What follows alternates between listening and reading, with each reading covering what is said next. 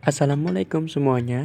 Perkenalkan, nama teman saya Diva Aulia Rahma, saya sendiri Dimas Muhammad Ramadan, dan yang terakhir Anggita Nur Cahyani. Pada kali ini kita akan menyampaikan materi profil kepala sekolah dari aspek gender. Apakah kalian tahu pengertian kepala sekolah? Kepala sekolah adalah guru yang diberikan tugas tambahan untuk memimpin suatu sekolah yang menyelenggarakan proses belajar mengajar atau tempat terjadinya interaksi antara guru yang memberi pelajaran dan murid yang menerima pelajaran. Singkatnya, kepala sekolah adalah seorang tenaga fungsional guru yang diberi tugas untuk memimpin suatu sekolah. Adapun tugas dan fungsi kepala sekolah. Apakah kalian tahu? Tugas kepala sekolah. Tugas utama kepala sekolah sebagai pemimpin adalah mengatur situasi, mengendalikan kegiatan kelompok, organisasi, atau lembaga, dan menjadi juru bicara kelompok. Adapun peran kepala sekolah yaitu katalis. Kepala sekolah berperan meyakinkan orang lain tentang perlunya perubahan menuju kondisi yang lebih baik. Solution give. Kepala sekolah berperan mengingatkan terhadap tujuan akhir perubahan. Proses help. Kepala sekolah berperan membantu kelancaran proses perubahan. Research linker. Kepala sekolah berperan menghubungkan orang dengan sumber dana yang diperlukan. Fungsi kepala sekolah.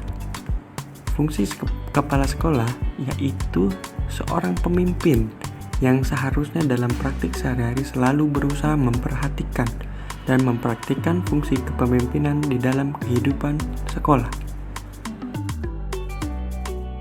1. Kepala sekolah harus dapat memperlakukan sama terhadap orang-orang yang menjadi bawahannya. Yang kedua, sugesti atau saran sangat diperlukan oleh bawahan dalam melaksanakan tugas.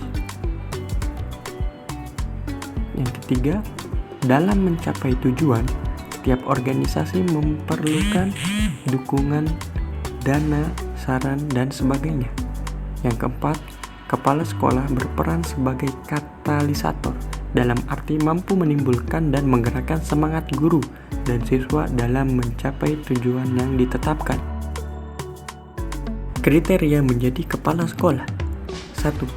Memiliki kualifikasi akademik sarjana S1 atau diploma 4 kependidikan.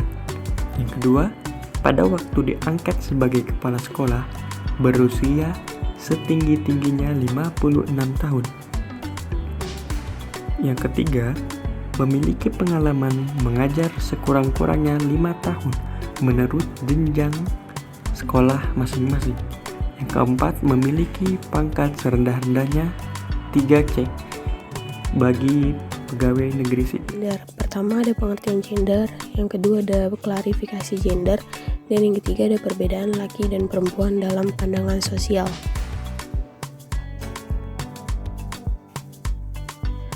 Yang pertama, pengertian gender. Kata gender berasal dari bahasa Inggris yang berarti jenis kelamin. Gender adalah perbedaan antara laki-laki dan perempuan dalam peran, fungsi, hak, tanggung jawab, dan perilaku yang dibentuk oleh tata nilai sosial, budaya, dan adat istiadat dari kelompok masyarakat yang dapat berubah menurut waktu serta kondisi setempat.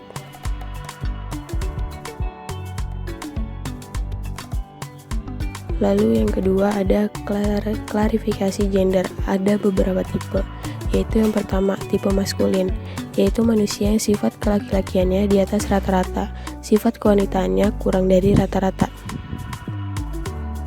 Lalu yang kedua ada tipe feminim, yaitu manusia yang sifat kewanitaannya di atas rata-rata, sifat kelaki-lakiannya kurang dari rata-rata. Yang ketiga tipe androgini, yaitu manusia yang sifat kelaki-lakiannya maupun kewanitaannya di atas rata-rata. Dan yang keempat tipe tidak tergolongkan, yaitu manusia yang sifat kelaki-lakiannya maupun sifat kewanitaannya di bawah rata-rata. Perbedaan laki-laki dan perempuan. Perempuan kerap dideskripsikan sebagai makhluk yang emosional, berwatak pengasuh, mudah menyerah, komunikatif, dan lain sebagainya. Laki-laki dideskripsikan sebagai makhluk yang rasional, mandiri, agresif, dominan, dan lain sebagainya. Nah, selanjutnya itu perbedaan kepemimpinan laki-laki dan perempuan. Yang pertama itu ada laki-laki. Laki-laki merasa lebih nyaman dengan gaya yang bersifat direktif atau menekankan pada cara-cara yang bersifat perintah. Kemudian mereka lebih mendasarkan pada jabatan otoritas formal sebagai dasar baginya untuk melakukan pengaruhnya. Nah, dalam komunikasi, laki-laki berbicara dan menekankan status dan kemandirian. Selanjutnya kita beralih ke perempuan. Nah, wanita memiliki gaya kepemimpinan yang lebih demokratis. Mereka mendorong partisipasi, berbagai kekuasaan dan informasi, dan mencoba untuk meningkatkan kemanfaatan bagi pengikutnya. Mereka cenderung memimpin melalui pelibatan atau pemberdayaan dan mendasarkan pada karisma, keahlian, kontak, dan keahlian interpersonal dalam mempengaruhi orang lain. Selanjutnya, dalam komunikasi, wanita menekankan pada hubungan keakraban. Nah, selanjutnya itu ada kepemimpinan kepala sekolah ideal memiliki karakteristik khusus seperti A. Fokus pada kelompok. B. Mendelegasikan wewenang. C. Merangsang kreativitas. D. Mendorong dan memotivasi. E. Memikirkan program partisipasi bersama.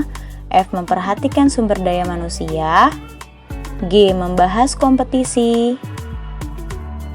H. Kreatif dan proaktif. I. Membangun karakter, budaya, dan iklim sekolah. J. Bekerja sama dengan masyarakat. K. Kepemimpinan yang tersebar. L. Visi lengkap. M. Percaya pada staf pengajar. N. Tanggung jawab. O. Teladan. Dan yang terakhir, memberikan layanan prima. Nah, sekarang kita lihat kepemimpinan Rasulullah SAW.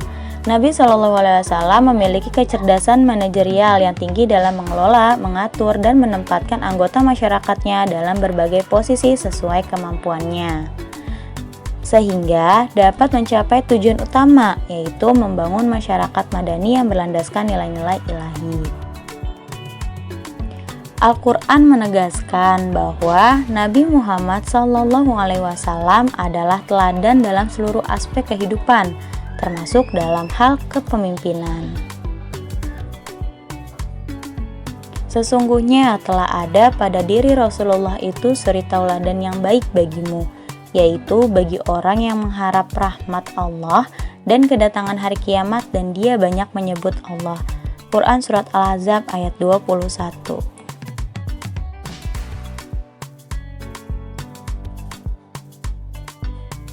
Iya, selanjutnya itu ada survei. Survei yang kita ambil ini sumbernya dari Dikti Kemendikbud tahun 2019 sampai 2020. Bisa kita lihat bersama bahwa kepala sekolah dan guru pada tahun 2019 itu dengan jumlah 466,699 jiwa, dan tahun 2020 itu berjumlah 161,353 jiwa. Kepala sekolah dan guru itu juga bisa dibagi menjadi dua, yaitu menurut jenis kelamin dan menurut ijazah. Bisa kita lihat bersama survei ini bahwa perbandingan kepala sekolah dan guru dengan gender perempuan dan laki-laki itu sangat beda ya.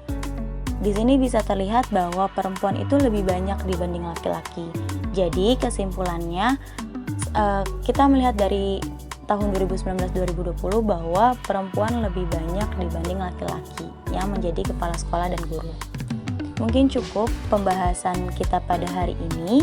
Semoga apa yang sudah kita jelaskan dapat diterima dan dapat dimengerti oleh kalian semua. Kurangnya mohon maaf, bila ada kata-kata yang kurang tepat dimaafkan.